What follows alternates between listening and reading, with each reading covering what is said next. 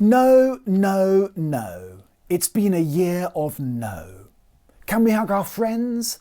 No. Can we go out for a pizza? No. Can we go abroad on holiday? No.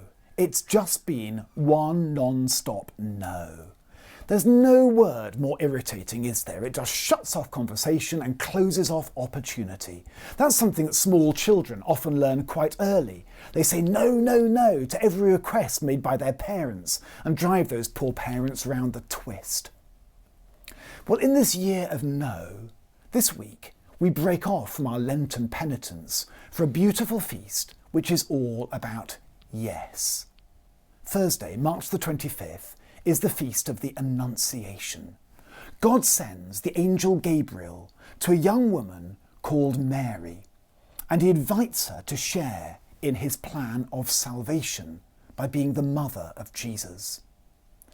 There's a wonderful passage in St. Paul's second letter to the Corinthians, which can help us to understand what's going on at the Annunciation and what it means for us. Paul compares fickle human beings who sometimes say yes and sometimes say no, and sometimes say yes and no at the same time.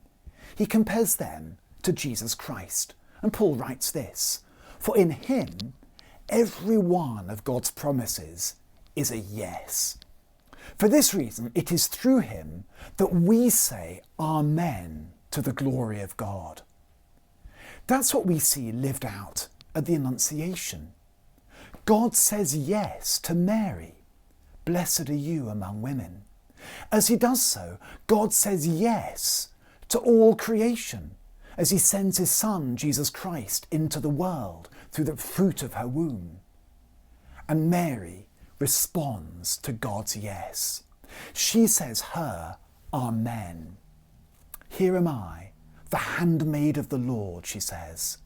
And as she utters those words, she is the one who bears Jesus for the world. Over the next week, there's a chance for us, like Mary, to hear God's yes in Jesus afresh. We're now in the season of Passiontide, when we focus on the cross. Next week, it will be Holy Week, when we relive the events of our salvation. In these days, we see for ourselves that every promise of God is a yes in Jesus. Jesus says yes as he washes our feet and shows himself to be the servant king. Jesus says yes as he gives us the gift of himself in the Eucharist. Jesus says yes as he prays in the Garden of Gethsemane and goes to the cross. Jesus says yes as he dies, dying the death that we deserve on our behalf.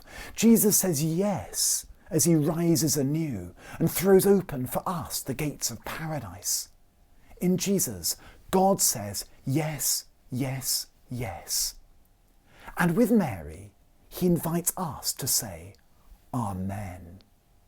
At Easter, we are invited, challenged to say Amen to God's yes, as we renew our faith in Jesus, whose dying and rising sets us free. So, walk the journey of Passiontide or Holy Week. Do so in worship, do so in church or at home, because then, like Mary, as we say our Amen, we can bear Jesus into the world, that all might see and know God's eternal yes, yes, yes.